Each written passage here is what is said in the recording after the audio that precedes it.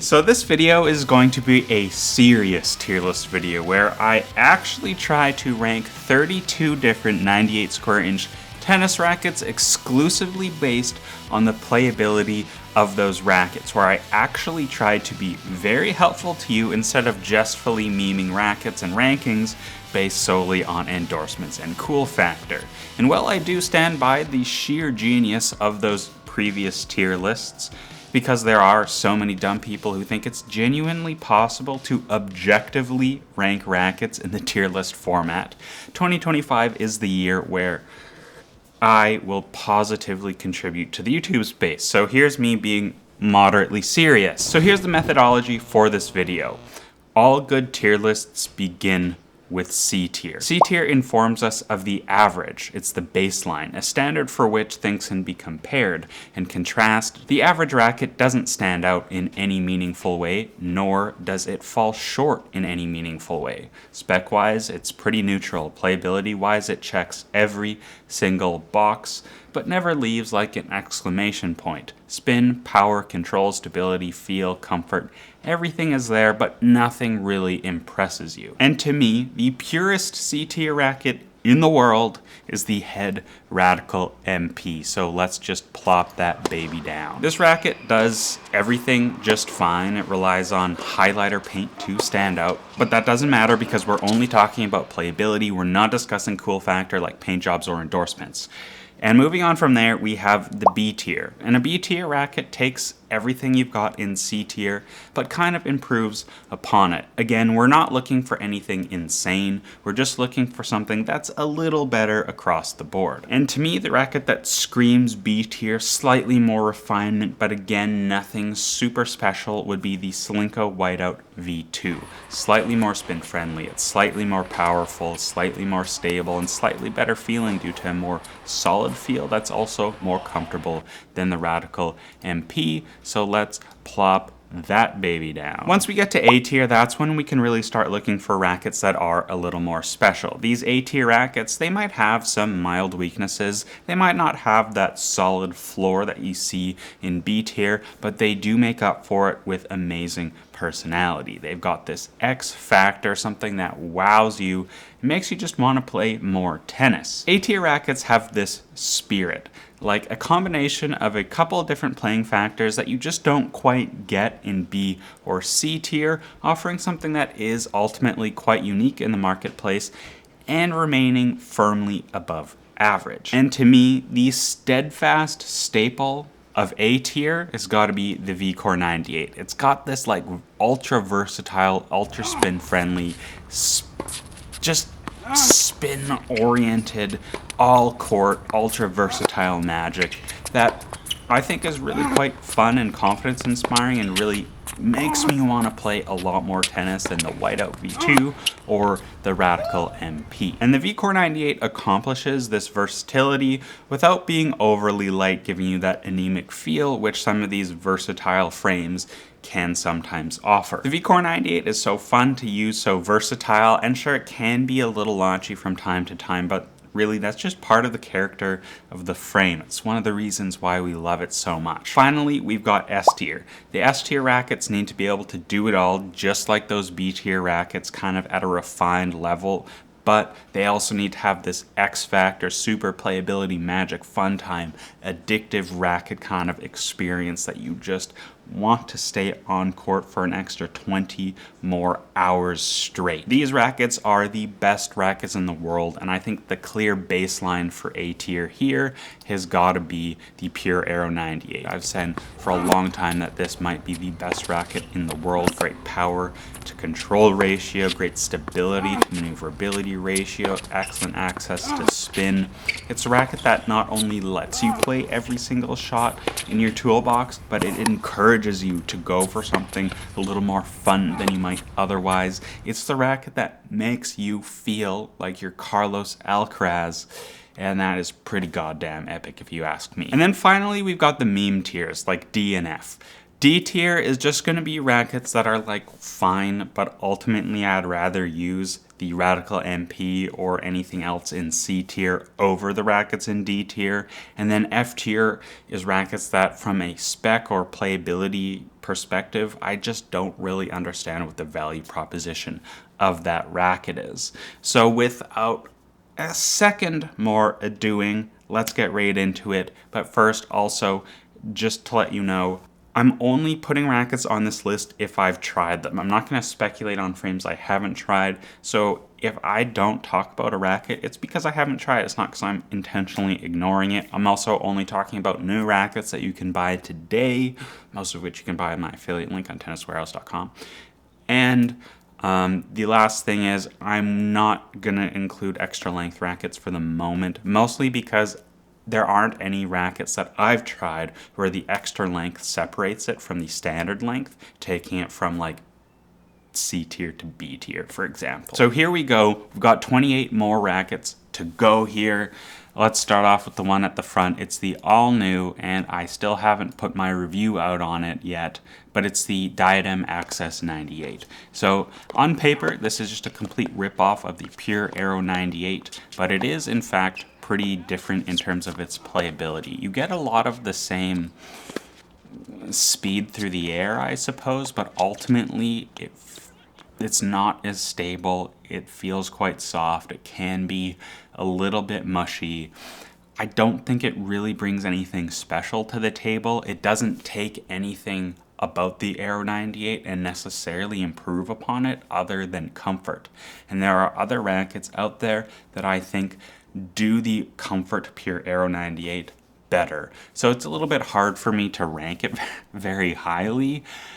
I think it does do everything. It doesn't have any major weaknesses that would put me below this Radical MP and C tier.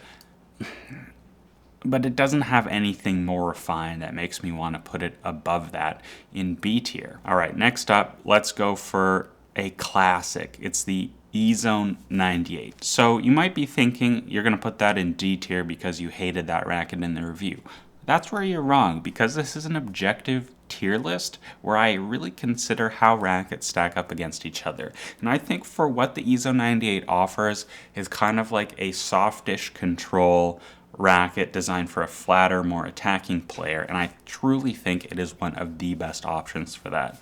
I don't think it's super well-rounded in terms of being like an S tier frame. Like, I think it does have certain weaknesses, without a doubt, mainly the top spin potential and spin modulation is a little bit weak. I would say that is the major weakness with that frame, but otherwise the power on center is absolutely phenomenal, and that's backed by some of the best control, especially on the sweet spot. It's a great racket. Not a racket that I personally like, but I can acknowledge that it's mostly comfortable. It does everything pretty well, and it was an improvement in certain categories compared to the previous version. And I think comparing it to other things that are kind of trying to be similar to it, like the Radical MP, it's just a better racket across the board. Since we just talked about the Access 98, I want to talk about the racket that I think does the Pure Aero 98 comfort better, and that is the Dunlop SX 300 Tour. This is a very good racket. Maybe my favorite Dunlop at the moment. I don't know if I can quite put it in A. It does have some weaknesses. Stock, it can be a little bit too light for a lot of players. Mine came in at like a 311 strung swing weight, which is going to be pretty low for most people, but that said, it's not like it's unstable. It really is, at least if not arguably more stable than the Pure Aero 98 in stock form, but it does lack a little bit of plow through, a little bit of on-center power without adding a little bit of weight to it. That said, I do think it is a very good racket, one that I think is a little more refined than the Access 98. Overall, it's just a better package, so we're throwing that in B tier here. Next up, let's go for, so the Diadem Elevate V3 was a racket that I definitely struggled with in my review. Again, we're talking about a racket that is kind of going after the blade, especially on paper, but I'm not sure it does that job quite as well. I think it is a less enjoyable overall playing experience than something like the Radical MP with inferior stability, inferior power, and I can't even say the control is better because the string spacing isn't that great. So feel-wise, also not great. A little bit of an arm breaker despite, and it has hideous velvet paint if I remember correctly. So we're putting that in D tier. Alongside it in D tier is the Elevate Tour. I think I did prefer the Elevate Tour a little bit more from that higher static weight, but both of these frames are pretty stiff and raw and connected, which often I do like, but I just didn't feel like that racket justified its feel, so they're both going in D tier. Let's talk about the blade. I feel like we've been using this blade as kind of like a baseline for a lot of frames, and this is another racket that I don't really like, and I think that's just, I don't love this category of frame that seems oriented towards flat hitters and low power. I used to be a huge fan of the blade. I think the V9 is one of the worst iterations of that racket, but I have to admit that it is relatively refined. I think it's a C tier racket, and that's probably going to be one of my hottest takes of this video. I don't think it offers much more than the Radical MP. The Radical MP is more torsionally stable, plays better in stock form, I think, in the 1619, which they tend to come in a little bit lighter than the 1820. You don't get this massed base stability, which I think is really necessary for the blade.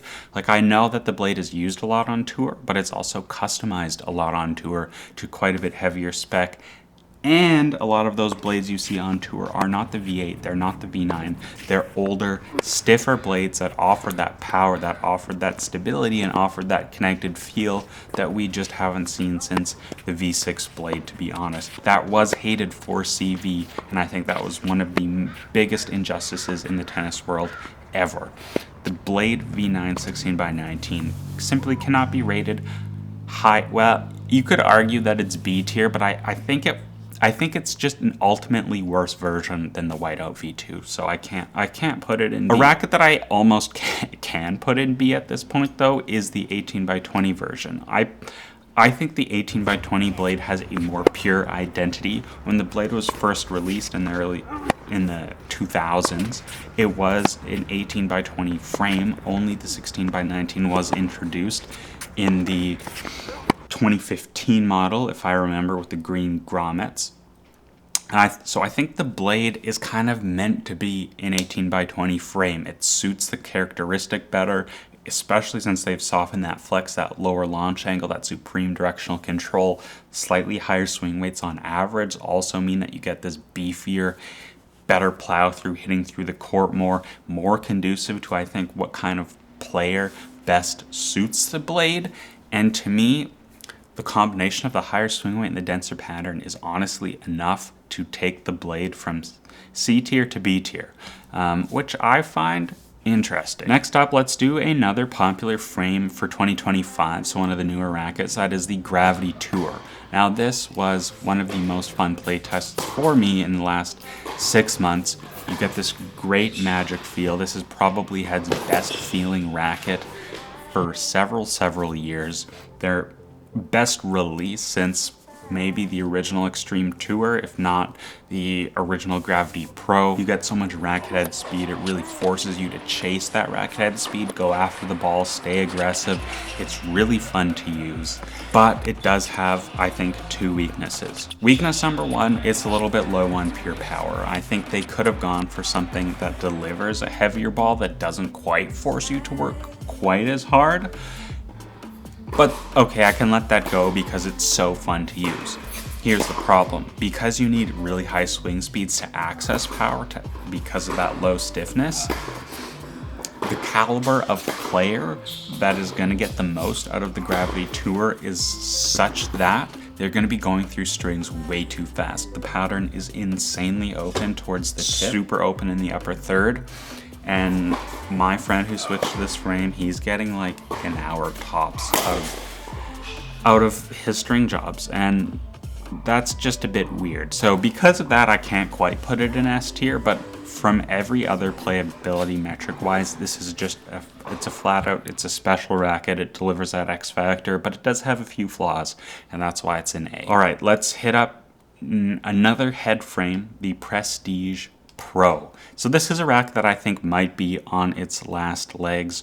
We're seeing fewer and fewer pros endorse the Prestige line. It's pretty soft. They haven't really done much with it since they revamped it and went to that 98 square inch head size for the Graphene 360 Plus, I believe, than when that was all red with the red grommets. Prestige Pro is still a fun hit, but ultimately, I think it's a shadow of its former self. When it was a 95, I think it played better. It played more to what a Prestige should be. The feel was a little bit better. You didn't get so much hoop flex where you're feeling the racket face deform and then change the launch angle of the frame. At this point in time, I think Head hasn't done enough with the Prestige to keep it relevant. And because it's losing its relevance, it's a D tier frame.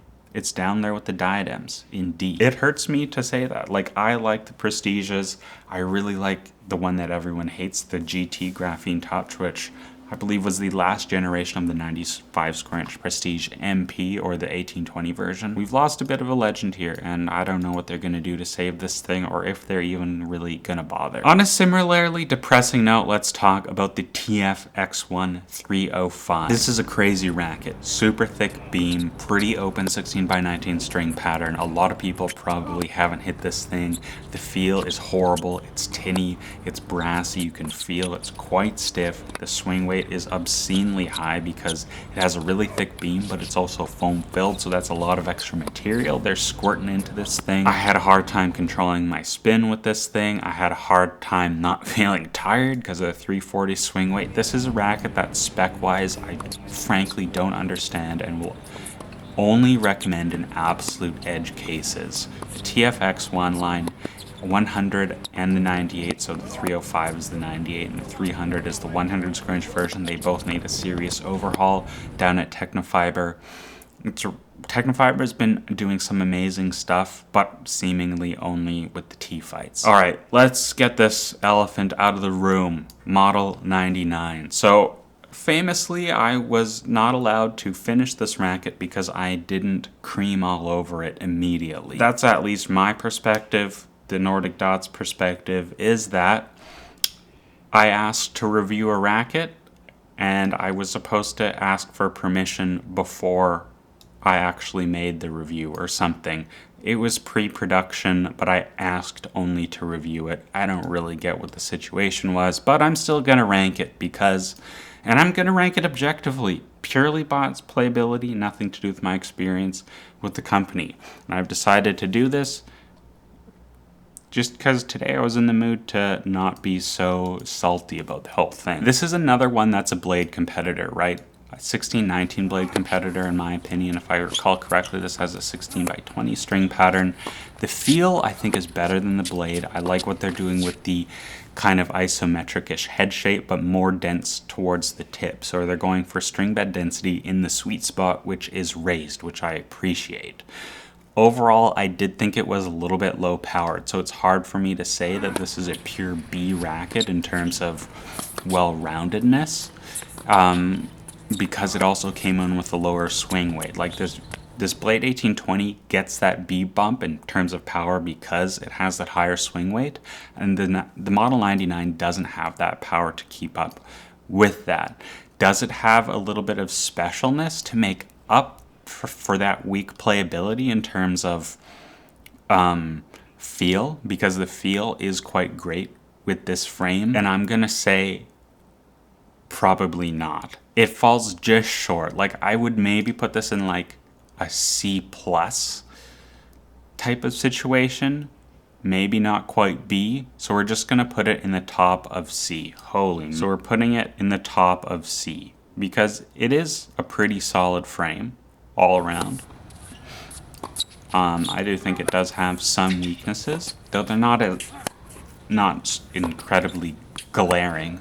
Like, power levels with the Model 99, from my experience, was lower than the Gravity Tour, which I think that's ultimately the reason why it's not quite getting an A. If they had gotten the power levels closer with like a higher swing weight even, it would go from C to A immediately. But let's do the prints. We're talking prints. We're talking prints that I've tried. prints that I have behind me on the floor in this sty of an apartment, the ATS Tour 98. This is a racket that tons of viewers have been wanting me to try for many a time. It's a great racket. I understand why so many people were suggesting this to me. It's super maneuverable, great access to spin, really nice plush feel. In a lot of ways, it's a lot like the V-Core 95 in terms of its playability. It wants you to go after the ball, but it gives you that spin to play defense. It's a really well-rounded racket. The feel is also sweet and pure. It's quite a bit less muted than the V-Core 95, which I like. You're a little bit more informed in terms of where is that ball connecting with the string bed. Okay, the stability is not edge to edge. There's definitely a drop off in playability as you'd expect with a box beam frame, but this thing is fun to use. I don't think it quite hits, but it might hit the special factor to be A, because it's really enjoyable, but it's just not. It's not as good as the Gravity Tour. It's well-rounded. I think it checks the boxes that you need to check. It's pretty stable. It's pretty maneuverable. It's a little bit closer to the maneuverability than the stability. The feel is quite a bit better than any other racket that we have in B tier right now. It's definitely out of C tier. I'm looking between A and B right now. The spin is quite good. Yeah, I think if they had gone 1 or 2 notches more special or 1 or 2 notches more well-rounded in terms of stability, then this could be all the way up to A, but Prince ATS Tour 98, it's a great frame, certainly underrated. Let's hit up TF again. We're going to look at the TF40 305 1820 because that's the only one I've really tried enough to have a good opinion on. I've also tried the 1619 315, but that was for like 2 minutes, and I remember just really not liking it. But I also really don't like the TF40. The handle shape, the rectangularness feels more aggressive on the TF40. Maybe that's just me. Feels like there's a lot of throat weight on these frames too. It just doesn't jive with what I'm looking for. I would rather use a Blade 98.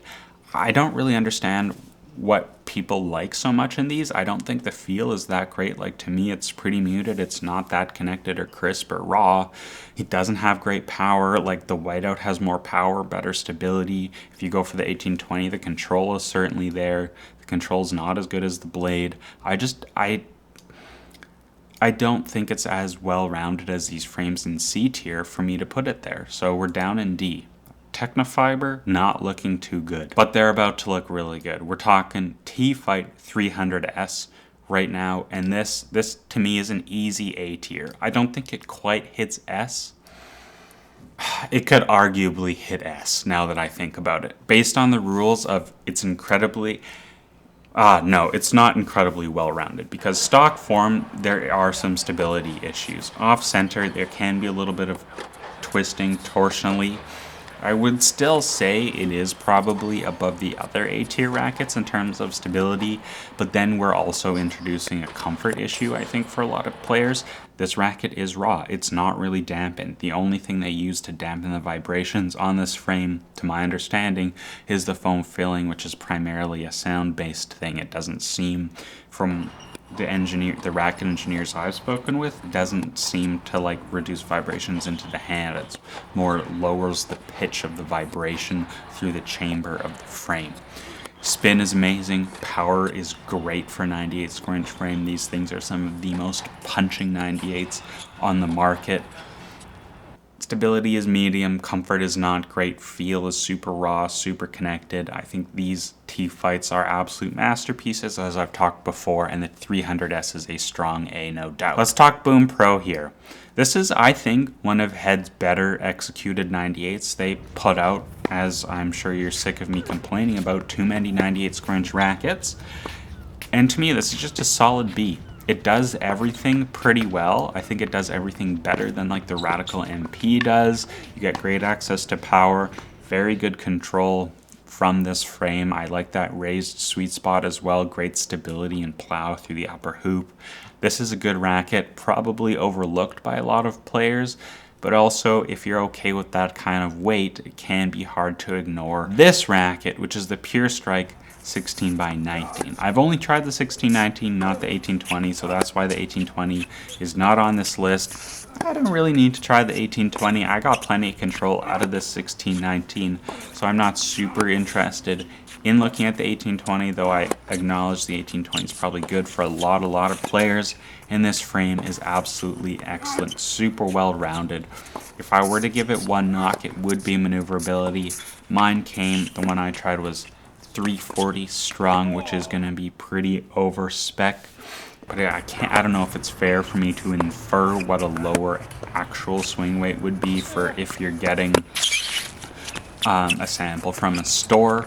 So I would say that is its one weakness, but it hits A because it's so strong from all areas of the court. Feel is great, one of Babolat's better feeling, more connected, more responsive feeling frames. Stability, I think, is class leading. That upper hoop, that clubbiness from that swing weight is so stable. This thing will redirect pace like an absolute champion. There's so much power, tons of access to spin. That stiffness, just, it does so much, and they've done a really good job with the NF2 dampening tech, the flax inserts, whatever. Let's talk 500 Tour Dunlop. Jack Draper's time. Oh, apparently Jack is still using like a Srixon Revo 3.0 97 square inch. It was green. I've never tried that racket, but the 500 Tour is pretty solid.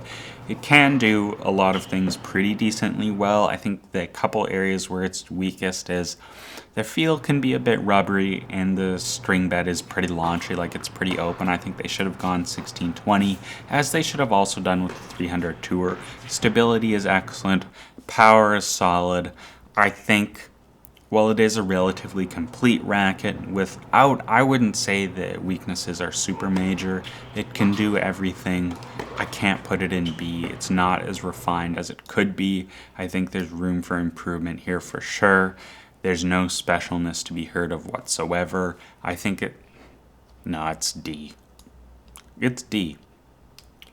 Now that I really think about it, the power isn't up there. The control is certainly not up there. I don't think the feel is up there. It's a fine racket. Underrated, perhaps. Depends how you rate Dunlop. But I don't think it's great. It's not a racket that I'm going to recommend to most players. Speaking of rackets that I'm not going to recommend to most players, here we have the CX200 Tour.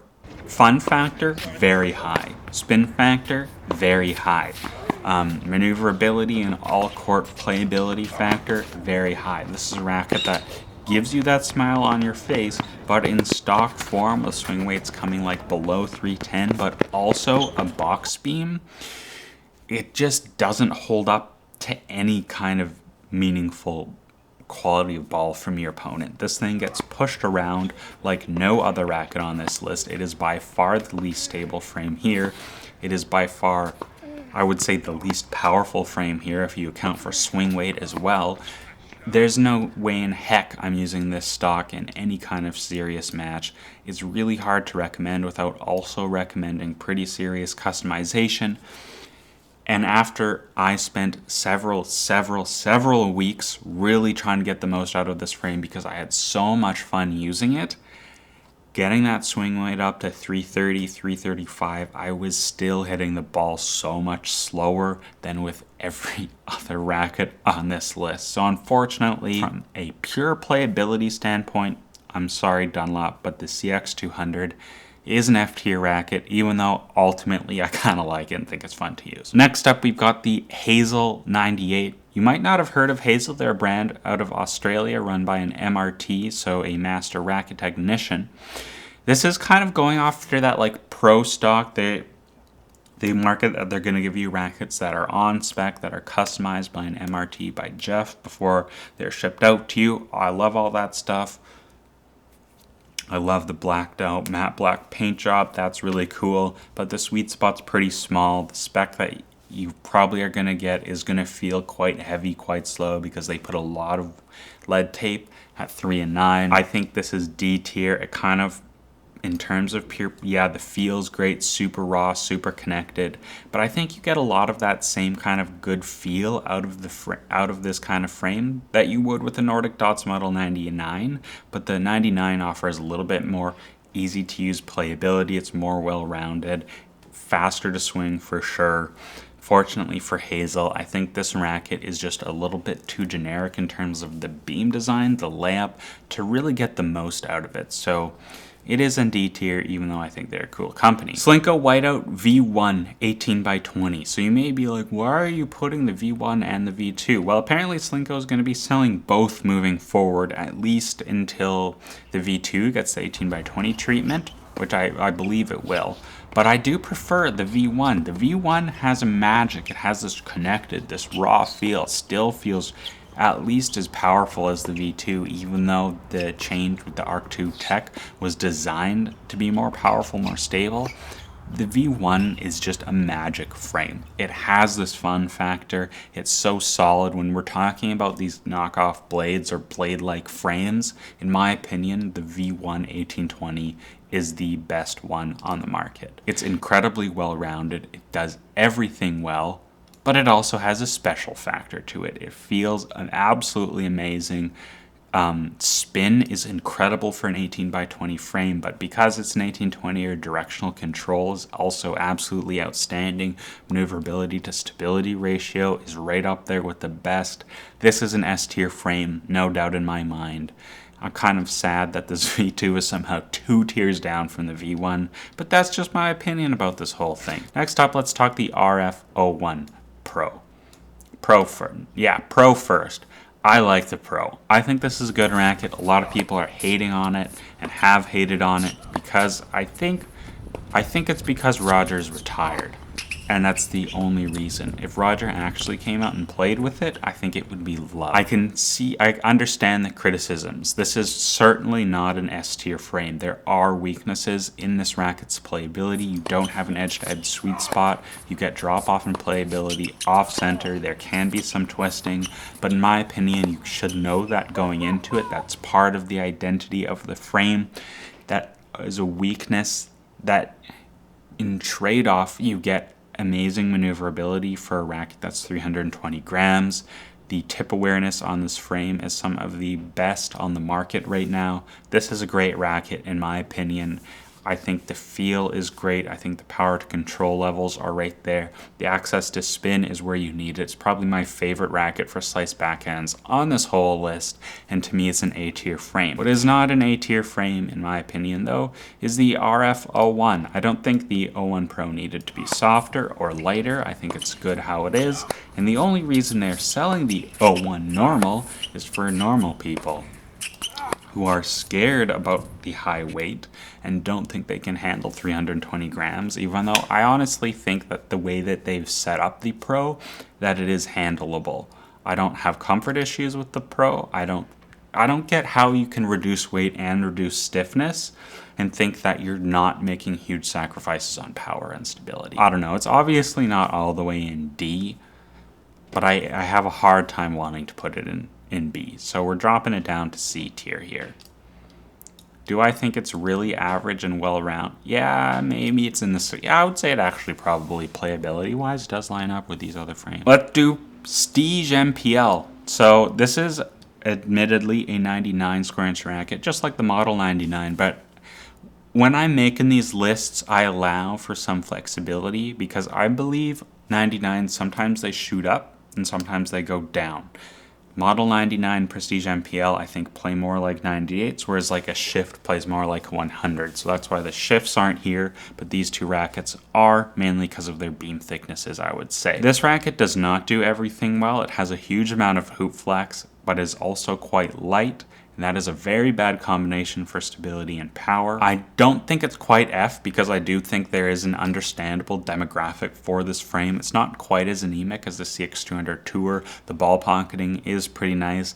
I think it's kind of for that like mid-intermediate player who still really likes a control feel, but maybe can't go all the way to like a Prestige Pro. They need something lighter, more maneuverable. They want like a controlled Clash, or maybe like a Gravity MP with a slightly smaller head size. So I don't think this is a good racket, really. It was kind of fun to use. And it's not like I hated every moment with it, but it's not a racket I ever thought again after I finished reviewing it, though I was quite curious on my prior to receiving it. I do think it's a D tier racket. I think that's pretty fair.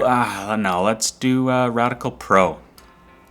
Radical Pro, I think, offers a better package than the Radical MP, which is interesting because for the previous version, I didn't really understand the point of the Radical Pro, but now the Pro and the MP, I don't know, feel-wise, they're just so much different. The Pro feels quite a bit more solid and also more connected. You get a better feel of where is that ball on the string bed. I think sensations of spin are quite a bit better. In stock form, it can do a lot. I think it takes a lot of this Radical MP. I don't know if it's enough to take it out of C, though. Because there are just a lot of rackets in that class that I think do the job better. Like the Boom Pro, I think plays better. ATS Tour is a much more fun racket to use than the Radical Pro. I think it checks the boxes better. If you got the ATS Tour, added 10 grams to it, you'd have a way better playing racket than the Radical Pro. Same with the Whiteout V2, same with the Blade. So Radical Pro, both Radicals. It's a Radical sandwich with the RF01 Pro down in C tier. Next up, we've got the Pure Drive 98. This is a racket that I think I lost the spec lottery on because I had like a 33 centimeter balance point, which is half a centimeter higher than it's supposed to be unstrung. My experience with the frame was a little bit tainted. So I'm also going to draw from my experience playing with Yonex's demo when I was down at Tennis Warehouse, where I did think this was a pretty okay racket.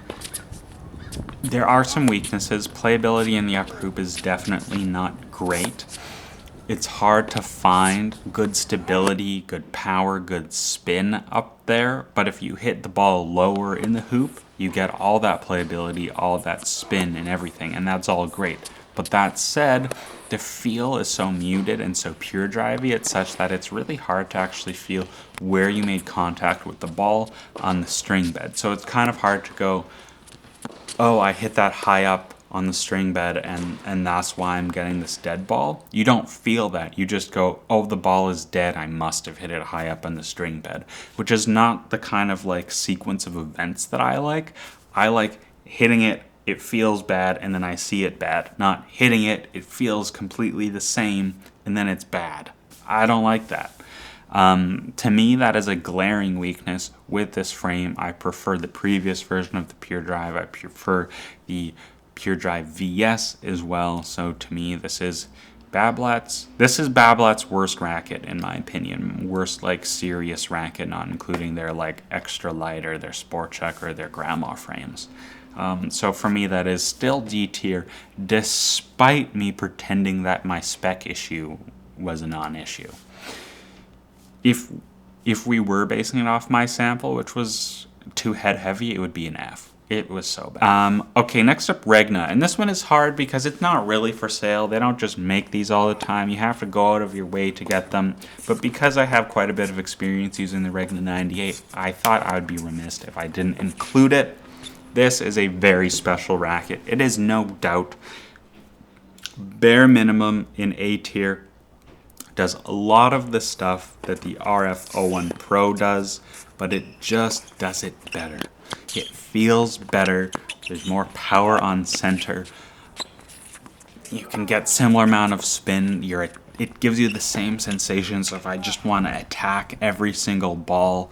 You get that, also have that great backhand slice feel. Because you know it's a special round. I think the graphite feels special. I think that comes across. Everyone who I've let hit that is like, yeah, this is a special racket. The Regna 98 is S tier.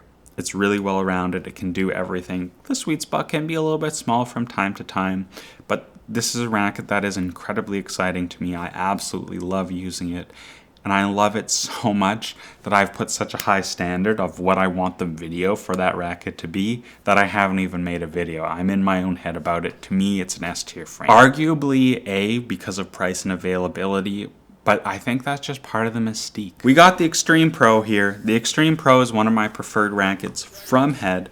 has pretty solid fun factor, but I don't think it's quite in the same league as these other A-tier rackets. It's certainly a step behind the VCore 98, the EZONE 98, just doesn't have quite as well-rounded playability, though I think they've really done a good job eliminating the weaknesses from previous versions, primarily addressing the stability, anemic kind of need to customize thing that happened with the original version, the 360 Plus, though I think they have sacrificed some feel, some specialness in filling it with auxetic and making it feel a little bit more comfortable.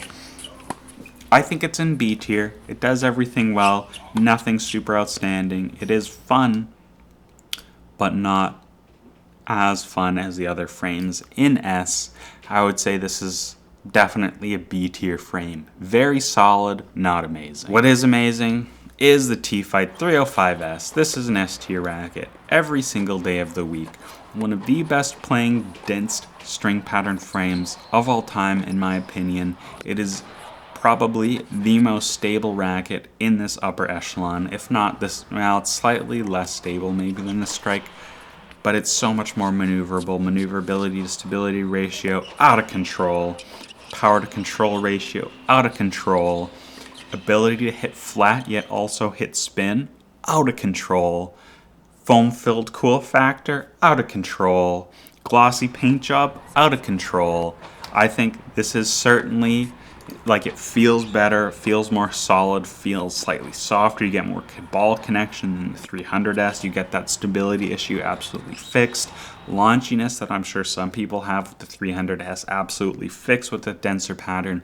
The 305S might truly be the best racket on this list, but I'm not going to rank the S tiers because I think they all have a special place right here in my heart. I love them all. So if your favorite racket got lower ranking than you expected, it's nothing personal. I'm not trying to attack you. Just because you're using, like, maybe you're using a D tier racket, maybe you love a D tier racket, doesn't mean it's a D tier racket for you. It could be an S tier racket for you.